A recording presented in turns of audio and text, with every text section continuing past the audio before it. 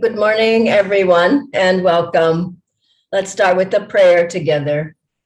Heavenly Father, Divine Mother, friend, beloved God, Guru Preceptors, Jesus Christ, Babaji Krishna, Lahiri Mahashaya, Swami Sri Yukteswarji, beloved Master Paramhansa Yogananda Ji, saints of all religions, we bow at thy feet.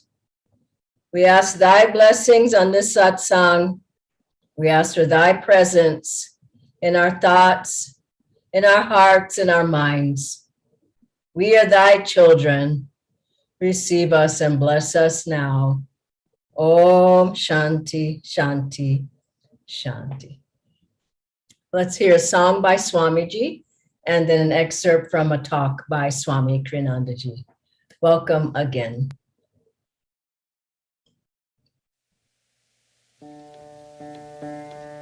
Listen,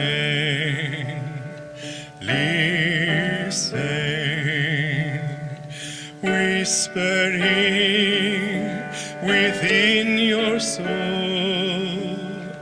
hints of laughter, hints of joy, sweet songs of sadness, of quenchless yearning. For the light, for my love, your true home. Long your heart has played the dance, long you've toyed with merest shadows of the treasures left behind you, deep in your soul. Long you plumbed the dark for answers, long you've begged from beggars' empty hands, gifts of life they too were seeking, gifts none could share. Friend, how long will you wander? Friend, as long as you seek your home in a land where all are strangers, love locks her door. Leave to the weak his craven life, to the coward leave his dreaming. Oh, my saint, wake up, reclaim the light, seek the truth behind all seeming. Leave to the weak his craven life, to the coward leave his dreaming. Oh, my saint, wake up, reclaim the light, seek the truth behind all seeming. Turn, turn, turn within, in silence of soul, in cave of love, find my abode. Listen,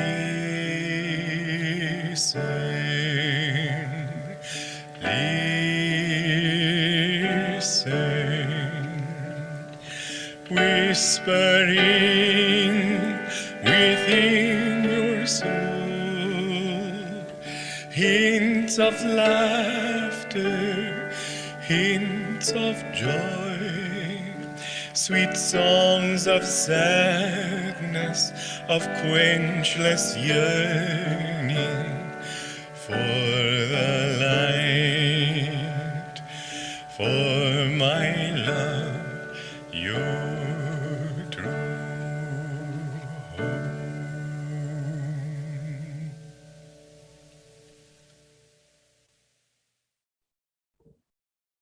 I noticed that Master never, even though, and it's true, he said to me that he asked me to give him my unconditional love, and I challenged him on that. Unconditional obedience, I mean, and I challenged him on that. I said, what if I think you're wrong? And he said that when you act in attunement with God, then you're expressing His will, not your own. And on that basis I said, I give you my unconditional obedience. But you know, he never abused that, even to the extent of calling on it and saying, "You promised, remember?" He never said, he never said, "Listen, I'm the guru in this joint, and you'd better do what I tell you, see? Any questions?" He rather let you sink or swim. He put it to you in such a way that you had to figure it out for yourself. He put it to you in such a way that you wanted to disagree with him, and then he wouldn't answer you. You'd have to work it out for yourself, because he wanted to develop in us that kind of discrimination and reason and intuition that would make it possible for us to understand it from inside, not to just do a thing because he said. Now, it's true that he did speak of obedience. He did speak about how it's important to be in tune and follow his guidance and so on. He couldn't have carried his responsibility responsibly had he not done so. Yet, nevertheless, within the framework of the wisdom he was sharing with us, he gave us all the latitude he could to be wrong. He never insisted on anything. He never forced us in any way. He always gave us the freedom to come at it at our own speed, in our own way, to arrive at our own understanding. He never spoon-fed us. It was always done with total respect for who we were, potentially as children of God, even though we weren't awake yet. He showed more respect to us than I've ever seen people show anywhere else to one another, what to speak of people under them. He never condescended, he never spoke to us as though we were children. He always spoke as if we too had as much wisdom as he had. The only thing is that we still had to awaken to that wisdom. In other words, the dogmatic approach, even giving his level of responsibility, his level of wisdom, even giving that, he was never dogmatic. And the dogmatic approach, the dogmatic insistence upon the disciples that you follow this, what makes it dogmatic is that it doesn't appeal to reason, it doesn't appeal to the freedom to discriminate on one's own, it doesn't appeal to your need to find it at your own pace, it doesn't appeal to you as a person with individual needs. Rather, it thinks of you in relation to a broader picture. And if it's bad for the broader picture, then you must be sacrificed. Good morning again, friends. I'd like to start with a couple of brief excerpts from our discipleship vow that we take at Ananda. Divine Mother, I come before thee today, having long sought thy eternal light, long pondered the eternal truths, long followed the winding path that leads to thee. Another part, I know now that without thy strength added to mine, infusing it, I shall never find thee.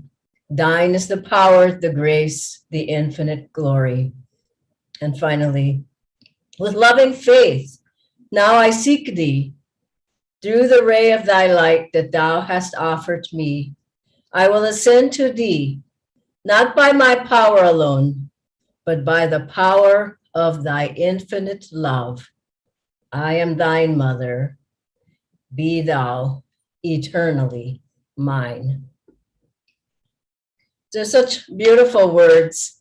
And all of our vows of discipleship, of Kriya, of Pilgrim's vow, Tyagi, Nayaswami, all the vows we take are really vows of offering ourselves to God, vows of loyalty. And loyalty it's subtle, it's not dogmatic, as Swamiji said, but when we think of loyalty, I'll tell you a very simple, sweet example that I just recently had a birthday, and it was so touching to me, all the beautiful messages, all the love that I felt from so many friends and guru bhais, and I was talking to my mother about that, and she said, but you're loyal to your friends, aren't you? And I said, well, yes, I am. But what we're loyal to is helping each other to find God. It's not a personalities. It's not personal, really. The bottom line is that we're all seeking God and we're all trying to help each other. And so when we talk of loyalty, the first point is, who are we loyal to? What are we loyal to? We're loyal to God, to truth. And we're loyal to a higher consciousness. We're loyal to seeking light. We're loyal to having the right attitudes, the right spirit. We're loyal to the right behaviors. We're loyal to change. We're loyal to our soul. We're loyal to our higher self. And when we slip from that, we try to lift ourselves back up. And if others leave, and I've seen many, I've probably seen hundreds of people leave the path. I love Swamiji's song, Go On Alone. If everybody leaves, go on alone. And one of Master's poems is so beautiful. He says, no matter what, I am loyal to thee, Lord, in health, in sickness, in poverty, in prosperity, and he names many things. He says, no matter what, I'm loyal to my goal of seeking thee, Lord. I'm loyal to thee. So the first part of our loyalty is to God, that God has brought us into this life and we are seeking God. We're seeking union with God again. The next is loyalty to Guru. The Guru is God in that form that Divine Mother has sent us, someone to lift us up out of delusion. So God is indwelling in our Guru. And loyalty to the Guru, well, Master said loyalty, period, is the highest law of God. So loyalty to God in the form of the Guru is of the utmost importance. Swamiji said at Mount Washington, when he was there with Master, that it was like a hotel. People would check in, people would check out, they came and went all the time. But those who stayed stuck with their Master, with their Guru. And Master had, well, Dr. Lewis, one disciple who someone had talked against Master, and I'm sure this happened often. And Dr. Lewis sort of bought into it and said, well, gosh, maybe he did do those things. Maybe he is like that. And this goes, and people think these things. Or someone comes and says, well, your Guru isn't teaching this properly. This is the way it should. I found another Guru, he teaches it better. And you start thinking, well, maybe that person's right. So Master knew this. He knew the thoughts of all the disciples. And he had asked Dr. Lewis, as he asked Swamiji as well, and all the disciples, or many of them, I believe, he asked for their obedience, but he also asked Dr. Lewis when he met him, will you love me always as I will love you? And he told Swamiji, I give you my unconditional love at the very first meeting. And so Dr. Lewis said, yes. And Swamiji said, yes. And Dr. Lewis said, I said yes, because you see, I could feel the love flowing from Master. So then someone said something against Master, and Dr. Lewis was thinking this person was right. And Master was on a bus, and he was passing by where Doctor's office was. Doctor was a dentist. And Master knew the thoughts. He got off of the bus and he walked for many blocks back to Doctor's office. And he said, Doctor, do you still love me? And Dr. Lewis, in his mind, he had to adjust, because he was going with the thought of something negative against God, his own Guru. But Master straightened him out. And you will find there are times that come up like that in your spiritual life. And by the grace of God, if you stick with it, you can get over those delusions. Next is loyalty to Swamiji. Now, when I first started the path, I didn't know who to go to.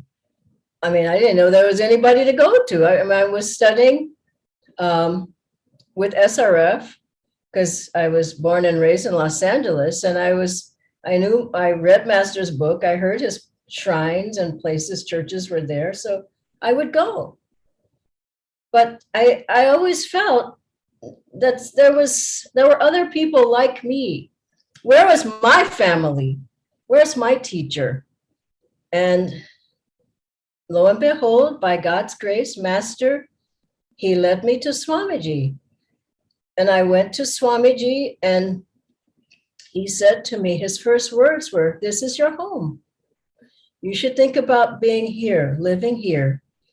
And I didn't live there right away, but I did live there, afterwards. And I remember one day I went to Swamiji, and I was in my mid-20s probably, and I said, "Swamiji, I feel that Master sent me to you for training on this path." And Swamiji took that as a very serious responsibility. And I remember there were different times when things came up about Swamiji. And there are people who came, people who went.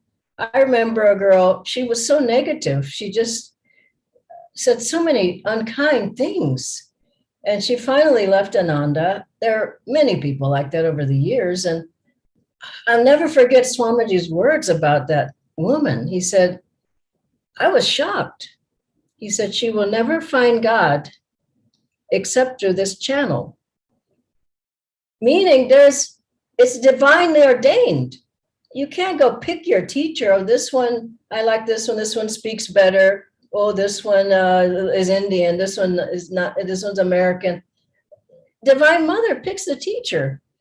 And so I remember one time there was talk about Swamiji and what, who he was or who he wasn't, and on and on. And I didn't know much about these kind of things, but I knew Swamiji helped me.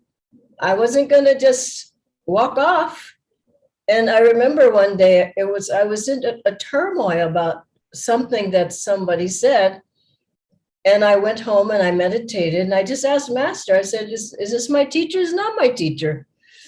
And right then the phone rang. I was really, even to this day, I can't believe it. The phone rang. And who was it? It was Swamiji. And he asked me to come down and help him to pack or unpack or something. And just his voice on the phone, I just thought, this is my teacher, no matter what. He's my channel to Master. He's my friend. And he's my guide. And I'll never leave him. And I went down to where he was, and just seeing his face, I just thought, how could I ever have doubted? But things come, and many people came to Ananda. Many gurus came from India. Oh, Swamiji invited many who were traveling in America. Swamiji had them at Ananda. There were gurus, there were healers. Many of the gurus took people with them. When they left, Ananda people went with those gurus. I saw them. And many of the healers, they claimed to do this, and they had powers, and they could heal you, and they could do all this. Many people left with the healers. And I just thought, I mean, I went to those healers, many of them. I remember the sound, we called her the sound lady. She had a sound box that emanated these vibration sounds, and she said they would heal you. And finally, she said it after a few days. She said, "Why don't you just listen to your own music? You'll be healed by the music of Swamiji." And I thought, she's got it. And there were many people stare into your eyes and try to change you with their, and you'd go, yeah, he's got powers. And yeah, Swamiji never stared in my eyes like that. And then there are people who had bright lights that they shined on you. And Then I remember one time we went to this, with Swamiji, we went to this room that had this big device in it. And the device was emanating these vibrations, and they're supposed to be equalizing your vibrations, something or other. But I was sitting in there with Swamiji, there were about 6 of us.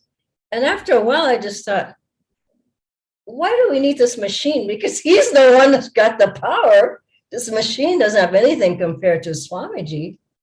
And I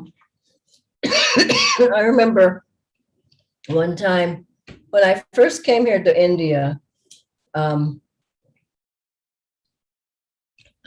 was here visiting. I had never been here before. So there was a pilgrimage, that's what it was. People were going around seeing places, and some saints, maybe they were saints, I don't know. But anyway, I went along. And so when I came back, Swamiji said, oh, well, how do you like India? How did you like it? You went around, you saw these places and all. And I said, Swamiji, I don't need that. Why would I need that when we have you? Why would we need anybody else or anything else here? And I could tell it was a good answer, but he didn't want to show it very much. He said, no, you need to see India too. But I mean, think about it. The guru, I remember one story, I think Swamiji told something that this disciple was going on a pilgrimage. And he got up from his seat and he walked 3 times around his guru and he sat back down. He said, that's my pilgrimage. Isn't that beautiful? This is the way that we have to realize what we've been given.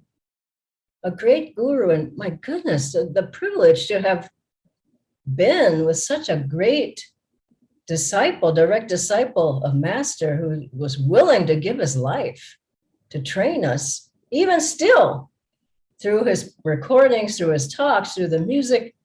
That's a rare birth. It's a very high birth. And finally, loyalty to the teachings. Now, people have a lot of different things that they hear, especially here in India. Oh, this guy teaches Kriya that way. Oh, this one teaches you in 1 weekend. That's all you need is 1 weekend, you get Kriya. Oh, this one will, do this and that. And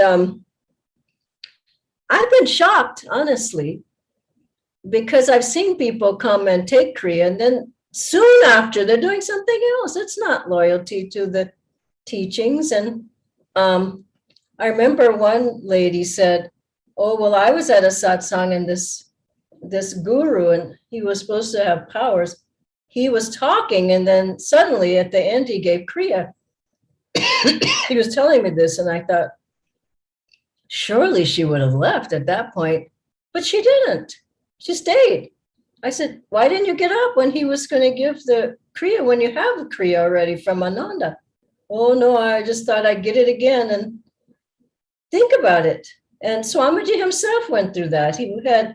He thought about it, and this disciple of a disciple, Lady Mahashai, had 10 other techniques of Kriya. And he said, this man said, but you have to take Diksha through me. And Swamiji thought, well, all right. So he took it, he learned the other 10 initiations, and boom, he said a wall came down between him and Master. He couldn't feel Master's presence. He said it was as if Master was saying, haven't I given you enough?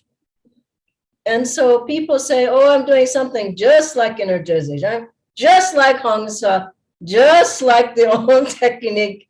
Well, why don't you do those techniques?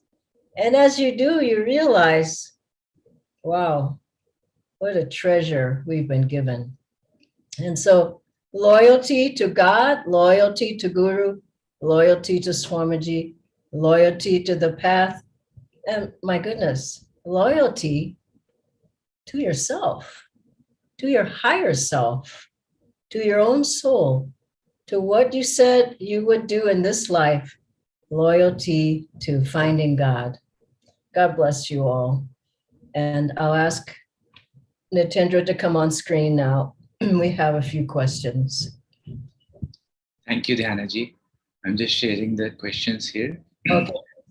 The first question is, there are other wise teachers from other paths around. And Master and Swamiji have also left their bodies. So can I learn from these other teachers, or is that being disloyal?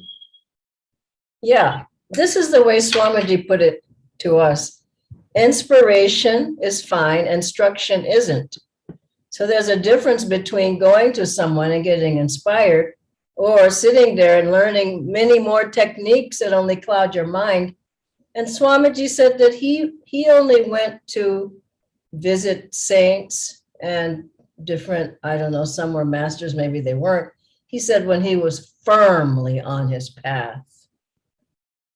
Now, I don't want to scare you, but I still don't feel like I'm firmly on the path. You could slip at any moment. So be careful. Swamiji, he went to Anandamoy Ma in this wonderful book, Visits to Saints of India. He was firmly on his path, but she told him things that Master didn't tell him and didn't want him to do. Master told him, you will talked about how busy he would be in his life. And she asked him just to stay there at the ashram. And Swamiji said, no, my guru has told me this. So be careful when people start giving you instruction. He went to Muktananda, who said Hang Sa was wrong. It's so hum.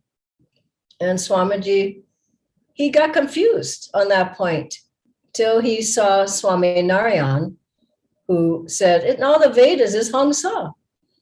So I think at this point, don't get into confusion if you don't have to. I mean, I've, in all these years, over 4 decades, I don't remember anybody that I went to other than our own. There was no need. When you're completely fulfilled, why do you want something else? So don't think of it as just, I do this, I do that, put this, I see him, I see her, I go get a blessing, I get some more diksha, I go over here. And all I see in people's eyes is confusion with that. So be careful. But inspiration is good. If you can get inspiration and stay centered in yourself, but people tend to get emotional, then they got that person on their altar. And, and then they're going to every satsang that person gives. It just goes on and on and on. Just be aware. Thank you, Dhyanaji.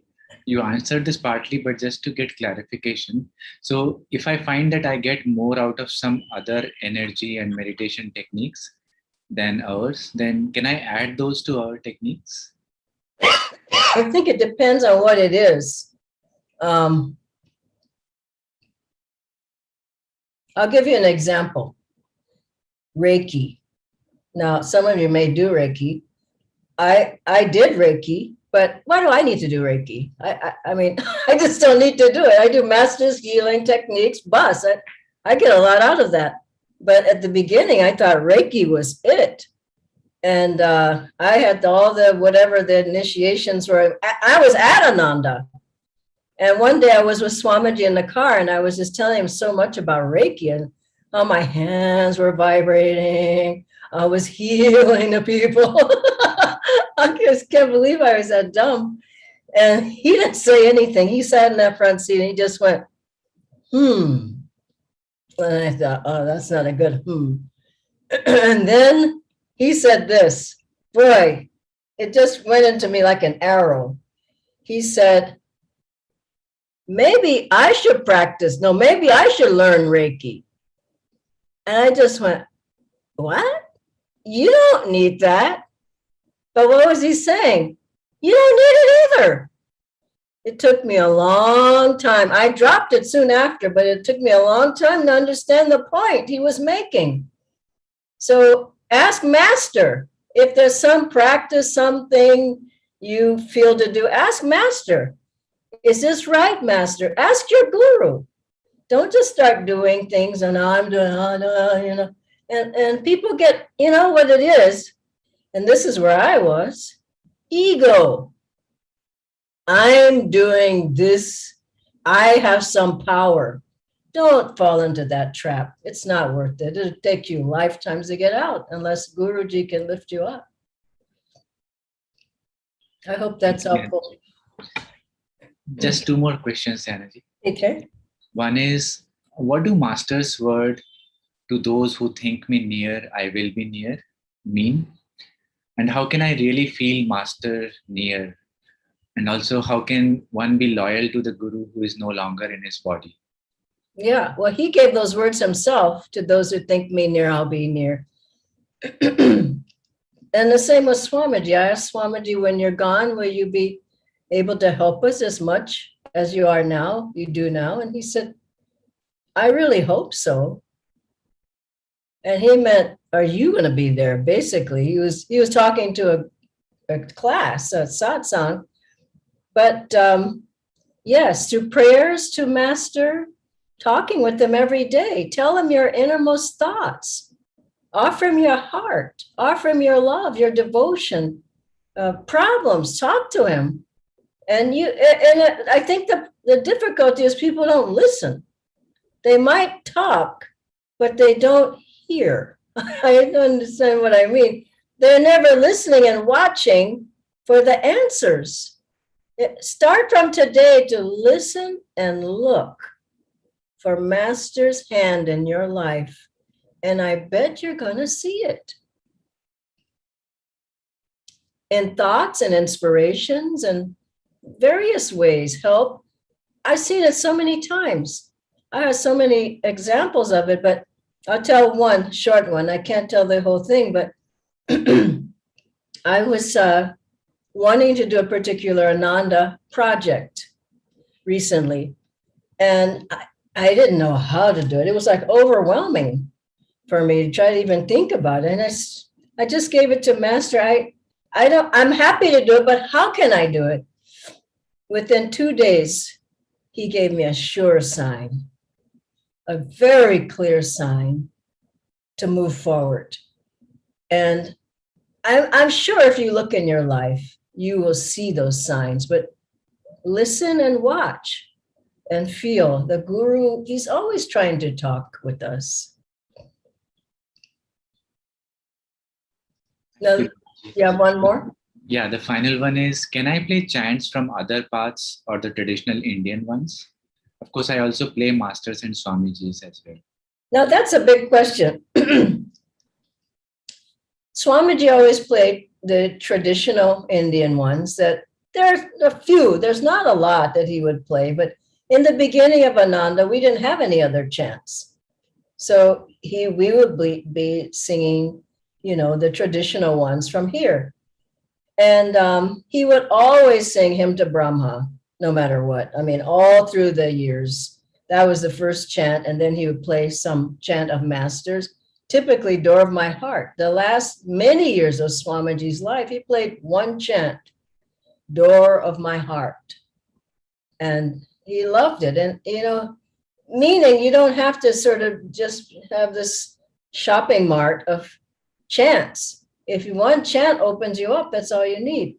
Now, can you play other chants? Yes, you can. Just feel, are they making you excited and emotional? That's not the goal. The goal of chanting is deeper and deeper to go into a state of meditation. And so if you feel like jumping up and down and you can't calm yourself down after the chant, then that's not right for you to do. Most of the chants are a repetition of holy names. That's wonderful. But for the most part, try to stick with Masters and Swamijis because they have a secret ingredient. They have their blessings in them. And they have the blessing of liberation. Other chants might not have any blessing, or they might have some, but our Guru has put his vibrations. He said he chanted those chants over and over until he got a divine response. And he opened the door so we could get that response. Swamiji's music is attuned to Om, is what he said. So, You can do some, but I find I get in a frenzy, kind of not anymore, of course, but you just go, you just, woo! Then you're kind of just going completely lost your center. So here again, be aware. And last thing I'll say about this is you take on the vibration of the chant. Isn't it so? Master's chant, you take on his vibration. You take on the vibration of other chants that you chant, and you start looking like you don't have our vibration anymore. Doesn't that make sense? So these things are subtle. At the beginning, I chanted anything I could get my hands on. And then as I got Swamiji started writing more, we learned them as he wrote. And Master's chants we always had. So like you have this glass. I have this glass. Now, if I want pure water, I just get water and pour into it. If I do put something else in there, it won't be pure water anymore. This is how we are. So just keep yourself pure, open, uplifted, and keep the vibration of our gurus. It will take you a long, long way, all the way to freedom. God bless you all. And thank you, Natindra. Have a nice day, everybody.